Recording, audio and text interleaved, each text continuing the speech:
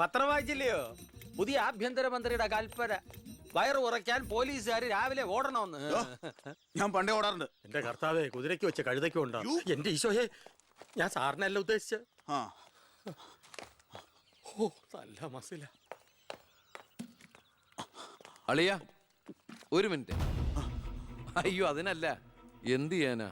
നിങ്ങളുടെയൊക്കെ കഷ്ടകാലത്തിന് ഞാൻ ഇവിടുത്തെ ആഭ്യന്തരമന്ത്രിയായി പോയി അല്ലേ അളിയ? അളിയൻ ഇനിയും ഡ്യൂട്ടിക്കിടയിൽ എന്നെ കാണേണ്ടി വരും. എന്നെ സല്യൂട്ട് ചെയ്യേണ്ടിയും വരും. തെറ്റ് കണ്ട ഞാൻ എന്തെങ്കിലും പറയുകയും ചെയ്യും. ആ അരിശം മുഴുവൻ അളിയ വന്ന് പെങ്ങളെടുത്ത് തീർക്കും. അത് കണ്ട ഞാൻ തിരിച്ചടിക്കും.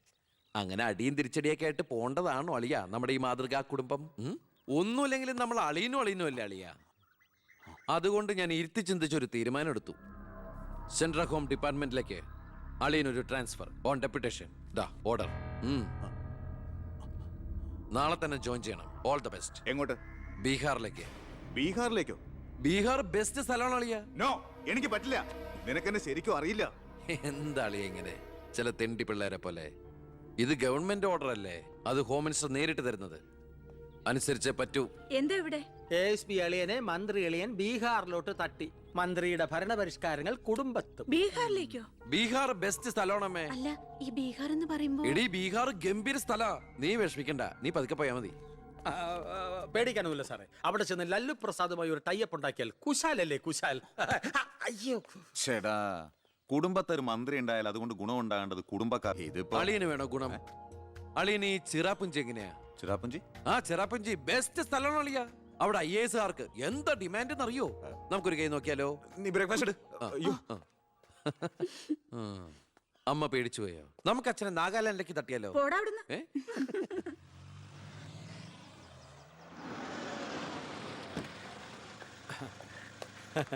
നമസ്കാരം. നമസ്കാരം. Good morning. Good morning. മനസ്സിലായില്ലേ? മേഴ്സി വർഗീസ്, ഇവിടുത്തെ ഫേമസ് പബ്ലിക് പ്രോസ്റ്റിറ്റ്യൂട്ടാ. പഴയ ജോലിയൊക്കെ നിർത്തി ഇപ്പൊ അച്ഛന്റെ കേസ് മാത്രമേ എടുക്കൂ. കൂടെ കയറിയങ്ങ് പോ. വൃത്തിയിട്ടവനെ, താനാ പറഞ്ഞതിന്റെ അർത്ഥം എനിക്കറിയോ? വേശ്യെന്നാ. മാഡം മാഡം മാഡം അറിയാതെ നാ ഒന്ന് പിഴച്ചു പോയതാണ്. മാഡം എന്റെ സ്വന്തം അമ്മയെ പോലെയാണ്, സ്വന്തം ഭാര്യയെ പോലെയാണ്, പെങ്ങളെ പോലെയാണെന്നാണ് ഞാൻ ഉദ്ദേശിച്ചത്. എന്താ ഇവിടെ ബഹളം? കയ്യും കബളും കൂടെ കൂട്ടിമുട്ടിയതാ. ഓ, ഈ കള്ളനായിരുന്നോ? ഞാൻ കള്ളനല്ല, കള്ളന് കഞ്ഞി വെച്ചു. സെക്യൂരിറ്റി, തൂക്കിയെടുത്ത് പുറത്താക്കണോ ഇവനെ? ഞാൻ ഉദ്ദേശിച്ചത് ഇയാളൊന്നും ഉദ്ദേശിക്കണ്ട. മേലിൽ മുറ്റത്ത് കാലി കുത്തിപ്പോരുത്. ഞാൻ ഈ കാല് എന്റെ ഉദ്ദേശങ്ങളൊന്നും പഴയതുപോലെ ഫലിക്കുന്നില്ലല്ലോ. തെളിവുകളും സാക്ഷിമൊഴികളും അനുകൂലമാണെങ്കിൽ പിന്നെ ഒന്നും പേടിക്കാനില്ല. സെൽഫോൺ ഒരു പ്രധാനപ്പെട്ട തെളിവല്ല. അതിലേക്ക് ആർക്ക് വേണമെങ്കിലും വിളിക്കാം, തിരിച്ചും വിളിക്കാം. പക്ഷേ ശാലിയുടെ സാക്ഷിമൊഴി പ്രധാനമാണ്. അതിലൂടെ മാത്രമേ വെട്ടൂർ ശിവനും ഈ കൊലയും തമ്മിലുള്ള ബന്ധം വാദിഭാഗത്തിന് തെളിയിക്കാൻ പറ്റൂ. ഈ വെട്ടൂർ ശിവൻ നിരപരാധിയാണെങ്കിൽ അച്ഛനും നിരപരാധിയാണ് അല്ലേ മാഡം? അതെ. അപ്പോ എങ്ങനെയും ശാരിയുടെ മൊഴി നമുക്ക് അനുകൂലമാക്കണം. അച്ഛൻ ആ കുട്ടിയോടൊന്ന് സംസാരിച്ച. ഓ, ഇവിടുത്തെ പഴയ ബാല്യക്കാരുടെ മോളാ അവള്. ഇനി ഞാൻ അവളെ കാല് പിടിക്കണം എന്ന് പറഞ്ഞാ? അച്ഛാ, ഇപ്പൊ ആവശ്യം നമ്മുടെതാ. അവൾ അനുസരിക്കും. അതിനുള്ള തന്ത്രങ്ങളൊക്കെ അച്ഛൻ അറിഞ്ഞൂടെ?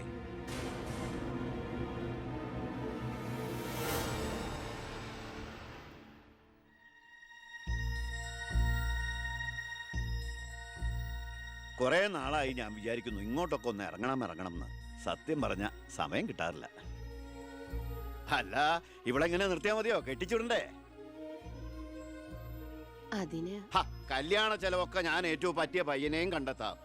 നമുക്കിത് ഗംഭീരമാക്കണം, ഒരു ഉത്സവം പോലെ. ഗോപാലപിള്ള സാറിനെ എനിക്ക് മറക്കാൻ പറ്റുമോ? എന്നെ രാഷ്ട്രീയത്തിലേക്ക് കൈപിടിച്ച് കയറ്റിയ രാഷ്ട്രീയ ഗുരുവാണ് നിന്റെ മുത്തച്ഛൻ. മരിക്കാൻ കിടക്കുമ്പോ ഞാൻ അദ്ദേഹത്തിന് കൊടുത്ത വാക്കാ, ഈ കുടുംബം അനാഥാകില്ലെന്ന്. എന്നാ ഞാൻ ഇറങ്ങട്ടെ. ഞാൻ എന്തോ മറന്നല്ലോ. മോളെ, പിന്നെ മോൾക്കറിയാമല്ലോ, നിരപരാധിയായ എന്നെ ഒരു കേസിൽപ്പെടുത്തിയ വിവരം. ആ പ്രതിക്കെതിരെയുള്ള മോളുടെ മൊഴി അതൊന്നും മാറ്റി പറയണം. ഞാൻ സത്യം പറയൂ. എന്റെ മുന്നിൽ വെച്ച് നടന്ന കൊലപാതകത്തിന് കൂട്ടു നിൽക്കാൻ എന്നെ കിട്ടില്ല. തെറ്റ് ചെയ്തവരാരായാലും അവർ ശിക്ഷിക്കപ്പെടണം. ഓ, കുറെ കാലം എന്റെ വീട്ടിൽ നിന്നല്ലേ തള്ളയും മോളും. ഉണ്ട ചോറിന് നന്ദി കാണിക്കാൻ പറ ദേവകിയമ്മ അമ്മളോട്. അമ്മ പറയില്ല. സാറ് പണ്ട് നന്ദി സൂചകമായി എന്റെ മുത്തശ്ശന് കൊടുത്ത വാക്ക് വിധവയായ എന്റെ അമ്മയെ അടിച്ചു തളിക്കാരിയാക്കാമെന്നല്ല, നല്ലൊരു ജോലി വാങ്ങിക്കൊടുത്ത് സ്വന്തം പെങ്ങളെ പോലെ സംരക്ഷിക്കാമെന്നായിരുന്നു. സാറിന്റെ വീട്ടിലെ കരിയും പുകയും കൊണ്ട് എല്ലാം മുറിയെ പണിയെടുത്തിട്ട് തന്നെയാ എന്റെ അമ്മ എന്നെ വളർത്തിയത്. ഒരു ബാല്യക്കാരിയുടെ കൂലിക്കണക്ക് പറഞ്ഞാ കുറെ കാശ് ഇങ്ങോട്ട് തരാനുണ്ടാവും. ഞാഞ്ഞൂളിനും പത്തി കൊള്ളാം. നീയൊക്കെ മാനം മര്യാദയായിട്ട് ജീവിക്കുന്ന എനിക്കൊന്ന് കാണണം.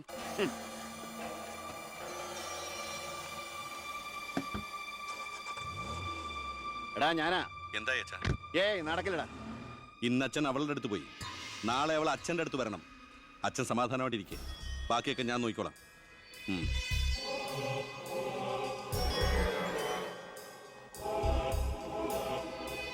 ഞാനാ, പേര് ശാരിക, കോട്ടപ്പുറം സ്കൂളിലെ ടീച്ചറാ.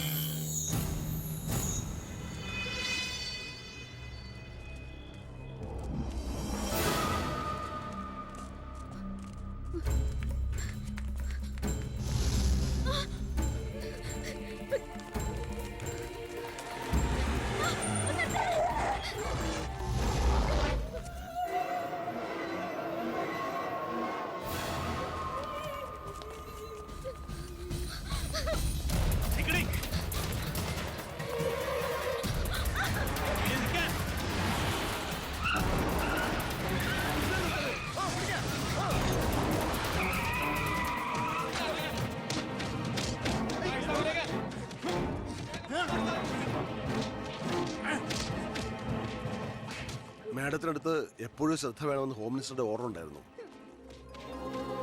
വരട്ടെ, പിടിച്ചു കയറ്റില്ലാത്തിനെ.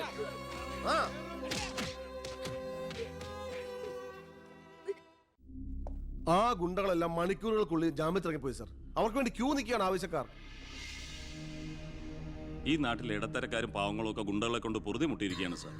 കഴിഞ്ഞ കുറേ വർഷങ്ങളായി ഇവിടെ നടന്ന 90% കൊലപാതകങ്ങൾക്കും ആത്മഹത്യകൾക്കും പിന്നിൽ ഗുണ്ടകളും അവർക്ക് പുറകിലുള്ള തൽപര കക്ഷികളുമാണെന്ന് നിസ്സംശയം പറയാം സർ. കഴിഞ്ഞ 5 വർഷത്തിനുള്ളിൽ ഇവിടെ ഉണ്ടായിട്ടുള്ള സർവ്വ ഗുണ്ടാ വിളയാട്ടങ്ങളുടെയും അക്രമങ്ങളുടെയും സത്യസന്ധമായ കേസ് ഹിസ്റ്ററി എനിക്കുടനെ വേണം, വിത്ത് ഇമ്മീഡിയറ്റ് എഫക്ട്. സാർ, ഈ ഫയലുകളൊക്കെ ഒന്ന് പഠിക്കണം. കഴിഞ്ഞ 5 വർഷത്തിനിടയ്ക്ക് കേരളത്തിലുണ്ടായിട്ടുള്ള ഞെട്ടിക്കുന്ന അക്രമങ്ങളുടെ സത്യസന്ധമായ ഡീറ്റെയിൽസ് ആണിത്. 300-ലേറെ കൊലപാതകങ്ങൾ, 2000-ലേറെ ആത്മഹത്യകൾ, 3000-ലേറെ ആത്മഹത്യാ ശ്രമങ്ങൾ, അക്രമങ്ങളിൽ അംഗമംഗം വന്നവർ 6000-ലേറെ. എന്നിട്ടോ ബന്ധപ്പെട്ട കേസുകളിൽ ശിക്ഷിക്കപ്പെട്ടത് വെറും 12 പേർ. വ്യക്തമായ തെളിവുകളോ സാക്ഷിമൊഴികളോ ഇല്ലാതെ രക്ഷപ്പെട്ടവർ 650-ലേറെ. ഇനിയും പോലീസിന് കണ്ടുപിടിക്കാൻ പറ്റാത്ത കേസുകൾ 100-ലേറെ. ഇതൊക്കെ ആ അവറാച്ചനും അതിനു മുമ്പ് പ്രതിപക്ഷവും ഭരിച്ചിരുന്നപ്പോഴാ. സാർ, മറ്റുള്ളവരുടെ മേൽ പഴിചാരി രക്ഷപ്പെടാനുള്ള തന്ത്രമല്ല ഇപ്പോൾ ആവശ്യം. ഞാനിപ്പോ എന്താ ചെയ്യണ്ടേ? ഇതൊക്കെ അന്വേഷിക്കേണ്ട ചുമതല പോലീസിനല്ലേ?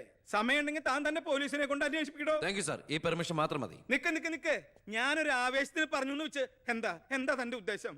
സാർ, ഞാൻ പറഞ്ഞില്ലേ ഈ അക്രമങ്ങളുടെ എല്ലാം പിന്നിൽ ഗുണ്ടകളാണെന്ന്.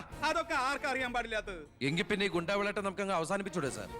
ഈ നാട് നന്നാവണമെങ്കിൽ, ജനങ്ങൾക്ക് പേടി കൂടാതെ ജീവിക്കണമെങ്കിൽ കേരളത്തിൽ അടിയന്തരമായി ഗുണ്ട ആക്ട് നടപ്പാക്കിയേ പറ്റൂ. അതെ സാർ, നമ്മുടെ അയൽ സംസ്ഥാനത്തെ മുഖ്യമന്ത്രി ആക്ട് നടപ്പാക്കിയില്ലേ? എടോ, അവരൊരു സ്ത്രീയാ, അവർക്ക് എന്തു ആകാം. അവരെ തൊട്ടാൽ പീഡനം, സ്ത്രീ പീഡനം. എന്നെ തട്ടിയാ എന്റെ കുടുംബത്തിന് പോയി. സാർ, സാറിന് ഒരു പോറൽ പോലും സംഭവിക്കില്ല. ഇതിപ്പോ പോറലല്ലോ, ഓട്ടയല്ലേ വീഴാൻ പോണത്. ഓട്ട ഈ വെടിയുണ്ടിയും കത്തിയൊക്കെ കയറുമ്പോണ്ടാവണം ഓട്ട. സാർ, ഞാൻ പറയുന്ന താൻ എന്ത് പറഞ്ഞാലും ഞാൻ സമ്മതിക്കില്ല. ഇതൊക്കെ തനിക്ക് മുൻപരിചയം ഇല്ലാത്തോണ്ട് തോന്നുന്നു മണ്ടത്തരാ. എങ്കിൽ പിന്നെ സാർ ഒരു കാര്യം ചെയ്യും, മുൻപരിച്ചുള്ള ആരെങ്കിലും വെച്ച സാർ അങ്ങോട്ട് ഭരിച്ചോ. ഞാൻ രാജിവെക്കാൻ പോവാ. നീ എനിക്ക് ഹാർട്ട് അറ്റാക്ക് ഉണ്ടാക്കുന്ന വർത്താനം പറയരുത്. നീ രാജിവെച്ച് പോയാ എന്റെ മന്ത്രിസഭ മൂക്കൂത്തി വീഴില്ലേ? എങ്കിൽ എന്റെ വഴിക്ക് വരേണ്ടി വരും. നീ പറയണേല് കാര്യമുണ്ടെന്ന് എനിക്കറിയാം, പക്ഷെ നിനക്കൊരു കാര്യം അറിയില്ല. ഇവിടുത്തെ എല്ലാ രാഷ്ട്രീയ പാർട്ടികളുടെയും നിത്യോപയോഗ സാധനങ്ങളിൽ ഒന്നാണ് ഈ ഗുണ്ടകൾ. അതുകൊണ്ട് ഭരണകക്ഷിയും പ്രതിപക്ഷവും ഇതിന് സമ്മതിക്കില്ല. ഈ ബില്ല് നിയമസഭയിൽ പാസ്സാവൂല. അറിയാം സാർ, ആദ്യം നമുക്ക് മന്ത്രിസഭ കൂടി തീരുമാനിക്കാം. ഗവർണറെ കൊണ്ട് സ്പെഷ്യൽ ഓർഡിനൻസ് പുറപ്പെടുവിച്ച് ഈ ഗുണ്ട ആക്ട് നടപ്പിലാക്കാം. എന്നിട്ട് 6 മാസത്തിനുള്ളിൽ നമുക്ക് നിയമസഭയിൽ പാസ്സാക്കിയെടുത്താൽ മതി. ആ 6 മാസം മതി എനിക്ക് കേരളത്തിലെ സർവ്വ ഗുണ്ടായുസം തുടച്ചു നീക്കാൻ. Thank you sir. എനിക്ക് വേണം.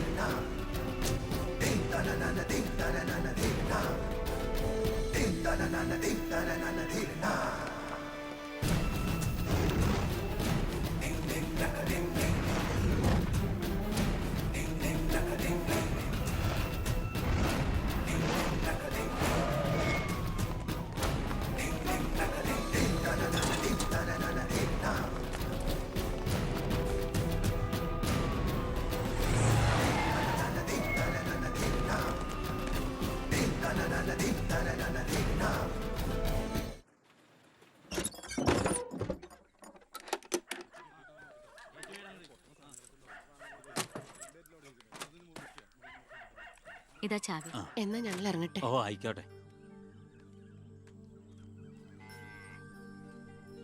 ഈ നാട്ടിലേക്ക് വരുമ്പോ മനസ്സ് നിറയെ സന്തോഷായിരുന്നു. ഇപ്പൊ ഇവിടുന്ന് പോകുമ്പോ എന്റെ നെഞ്ചു നീറ. എന്റെ മോൾക്ക് വന്ന മഹാഭാഗ്യം ഞാനായിട്ട് തട്ടിത്തെറിപ്പിച്ചല്ലോ എന്നോർക്കുമ്പോ ഇന്നിപ്പോ മഹാറാണിയെ പോലെ കഴിയേണ്ട നീ 100 വട്ടം ശപിച്ചിട്ടുണ്ടാവില്ലേ ഈ അമ്മേ? ഇല്ല അമ്മേ, അർഹിക്കാത്തത് ആഗ്രഹിക്കരുതെന്ന് കുഞ്ഞുനാളോട്ട് എന്റെ അമ്മയല്ലേ എന്നെ പഠിപ്പിച്ചത്. അമ്മ കേറ്.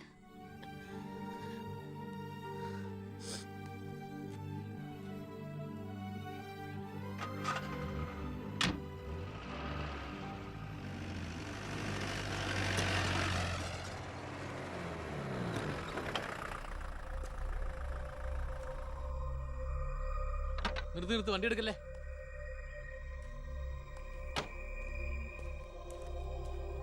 എന്താ പെട്ടെന്ന് ഇങ്ങനെ ഒരു തീരുമാനം? സ്കൂളിൽ ടെമ്പററി പോസ്റ്റ് ആയിരുന്നല്ലോ, അത് കഴിഞ്ഞു. ഇനിയിപ്പോ ആരാ ഉള്ള ഇവിടെ? ഞങ്ങൾ പോവാൻ നാട്ടിലേക്ക്. ഞാൻ ആ പഴയ പോസ്റ്റ് പെർമനന്റ് ആക്കി തന്നാലോ? വേണ്ട, എനിക്ക് പേടിയാ ഇവിടെ ജീവിക്കാൻ. അവിടെ ചെന്ന് 10 കുട്ടികൾക്ക് ട്യൂഷൻ എടുത്തിട്ടാണെങ്കിലും ഞങ്ങൾ ജീവിച്ചോളാം. ഞാൻ അതല്ല ഉദ്ദേശിച്ചേ. അന്ന് ദേവികമ്മ ചോദിച്ച ചോദ്യങ്ങൾക്കൊന്നും എനിക്ക് മറുപടി പറയാൻ കഴിഞ്ഞില്ല. കാരണം പറയത്തക്ക പണിയൊന്നും ഉണ്ടായിരുന്നില്ലല്ലോ. ഇപ്പം എനിക്ക് ചെറിയൊരു ജോലിയുണ്ട്, ഇവിടുത്തെ ഹോം മിനിസ്റ്ററാ. സ്ഥിരം ജോലിയൊന്നല്ലെങ്കിലും 2 വർഷം തികച്ച MLA പെൻഷൻ കിട്ടും. പിന്നെ ഒരു ജോലി തനിക്കും കൂടി ഉണ്ടെങ്കിൽ ഒരു കുടുംബം സുഖമായിട്ട് കഴിഞ്ഞു പോക്കോളും. എന്തൊന്നും മിണ്ടാത്ത രണ്ടുപേരും? മന്ത്രിയായെന്ന് കരുതി എൻ്റെ ഇഷ്ടങ്ങൾക്ക് മാറ്റമൊന്നും സംഭവിച്ചിട്ടില്ല കേട്ടോ.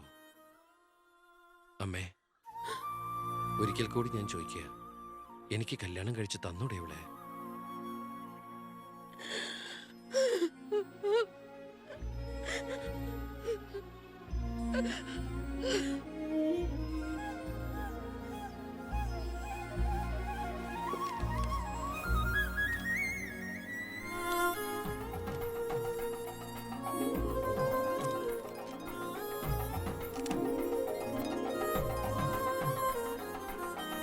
ആരാ സാക്ഷികൾ? ഒരു സാക്ഷിയുണ്ടേ, ഒന്ന് മറക്കേ സാറേ.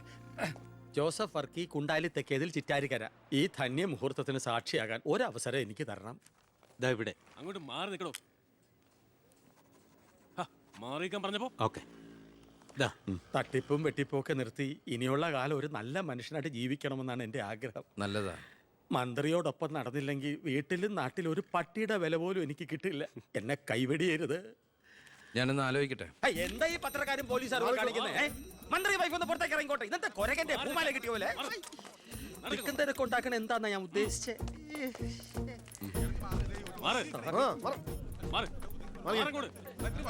വഴി കൊടുക്ക്. ഈ പാവപ്പെട്ട പെൺകുട്ടിയെ വിവാഹം കഴിച്ചത് പഴയ ബാല്യക്കാരുടെ മകളോട് ബാല്യകാലത്തിൽ തോന്നിയ കടുത്ത പ്രേമം കൊണ്ട് തന്നെയാണോ? നാട്ടുകാർ മുഴുവൻ നോക്കി നിൽക്കെ ഒരു ഗുണ്ട പഴപ്പിച്ച ഈ പെണ്ണിന് ജീവിതം നൽകിയത് ജനസിമ്പതി നേടി പ്രശസ്തി പിടിച്ചു പറ്റാൻ വേണ്ടിയല്ലേ? വിട് സാറേ. ഹേയ്, പത്രക്കാരോട് ഇങ്ങനെയൊക്കെയാണോ? അതിനുള്ള മറുപടിയൊക്കെ ഞാൻ പറഞ്ഞോളാം. അനന്തുമാർ വാ. കളി എന്നോടോ? തന്നെ പോലുള്ള മഞ്ഞപ്പത്രക്കാർക്ക് എന്തു എഴുതി പിടിപ്പിക്കാം. സ്വന്തം കൂടപ്പിറപ്പുകളുടെ കിടപ്പറ കഥകൾ വരെ. ആ സർക്കിൾ ഇൻസ്പെക്ടർ വിജയൻ സാറ് അവിടെ വെച്ച് അനന്തകുമാറിനിട്ട് 2 പൊട്ടിച്ചിരുന്നെങ്കിൽ നിങ്ങൾ പത്രക്കാരെ എഴുതി പിടിപ്പിക്കും ആഭ്യന്തരമന്ത്രി അധികാരം ദുർവിനിയോഗം ചെയ്തു എന്ന്. അതൊക്കെ ചീപ്പായി പോവില്ലേ? പക്ഷെ ഒരു ഭാര്യയെക്കുറിച്ച് പറയുമ്പോ ഭർത്താവ് കുറച്ച് ചീപ്പായാലും വലിയ കുഴപ്പമൊന്നുമില്ല അല്ലടാ അനന്തകുമാറെ. സാറൊന്നും കണ്ടിട്ടില്ല, അനന്തകുമാറൊന്നും കൊണ്ടിട്ടുമില്ല. താടി ഉള്ളതുകൊണ്ട് പാടറിയില്ല.